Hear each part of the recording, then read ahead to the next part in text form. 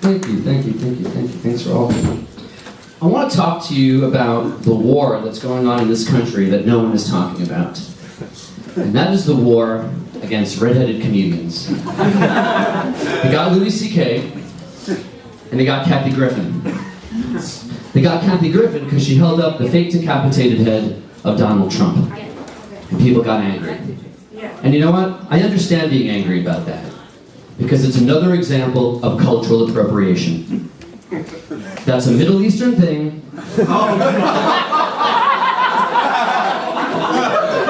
Being done by a white woman. Not cool, Kathy, you're out. You're out of here. I'm 47 years old, and I'm a gay guy. And when I was coming out, being gay was one of the most toxic things you could be socially.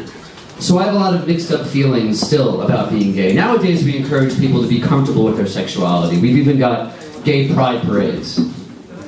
But we don't have any parades for the gays who are just not that into it. Like there's no gay ambivalence parade. That would be a horrible parade. You want to go to the ambivalence parade? I don't know, I can take it or leave it. You know?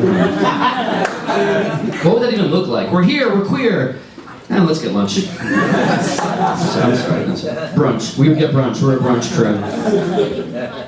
I used to get HIV tested when I was a virgin. Because I believed being gay just gave you AIDS. You know, that's what I thought. Apparently I believed in immaculate infection is the only thing I can come up with. And I so badly want to be a dude. I want to be a bro. You know, I grew a beard. I got vests with zippers. You know? I started taking jiu-jitsu, you know. I took 2 classes. Let me tell you something that happened to me after 2 classes of jiu-jitsu. I was in Veselka, which is a restaurant in the East Village, and I was sitting at the counter. Big shout out for Veselka. And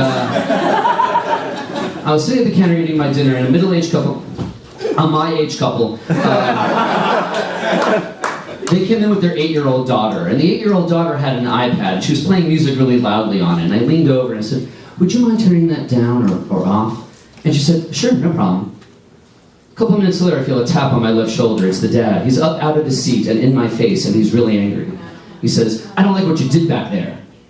I said, "What are you talking about?" He's like, "You approached my daughter? You had a problem with my daughter's iPad?" I said, "Yeah, she was playing music loud, and I asked her to turn it down, and she did. There's no problem." He goes, "Oh, there's a problem. If you have an issue with somebody's child, you never approach the child. You approach the parents." And I said, I didn't know that was a rule. And he goes, "Well, it is, and I want an apology."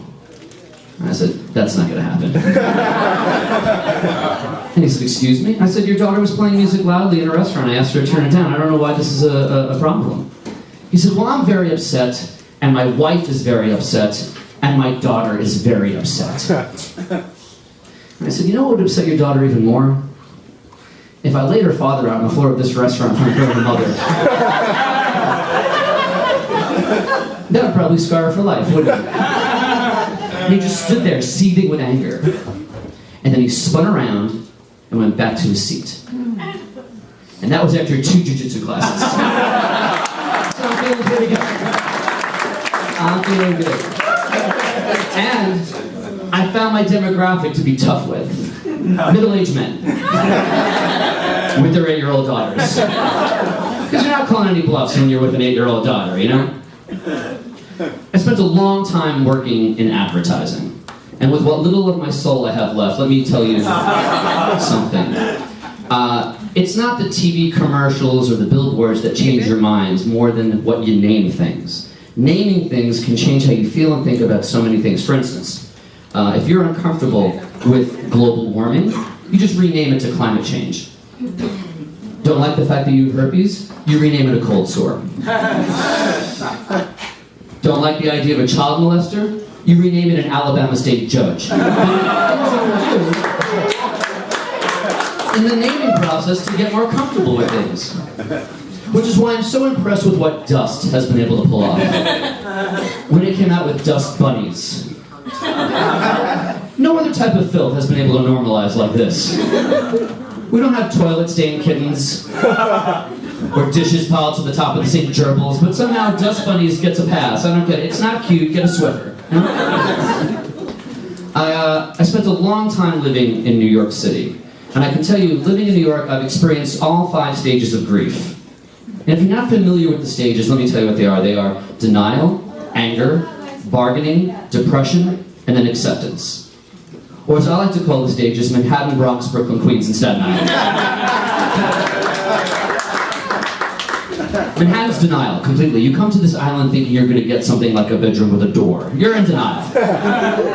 And if you've seen the murder rate up in the Bronx, you know that is pure anger. And then there's the bargaining of Brooklyn. No, it's the city-ish. And then you move into the depression of Queens, because no one's going to visit you in Queens. And then there's happiness and acceptance in Staten Island. You ever meet anyone from Staten Island? Happiest people you will ever meet. Not a hope or dream in the bucket. They've given up and they've accepted where they are in life. And it makes me jealous. It makes me jealous, you know? It's hard to live in New York. The rents are really high. And so I've saved up all my money and I bought my first apartment. And thank you. I say my first apartment like I'm going to buy more apartments. I bought the apartment I'm going to die in. And I love it. It's small, but it's mine. And I love it. And there's only one problem with it. My friend was able to pick the lock of the front door of the building with his credit card. He just slid his card through the front door lock and got right into the building. I know. And the most disturbing thing about that is it was a Discover card. I think the only place a Discover card is accepted is the front door of my building.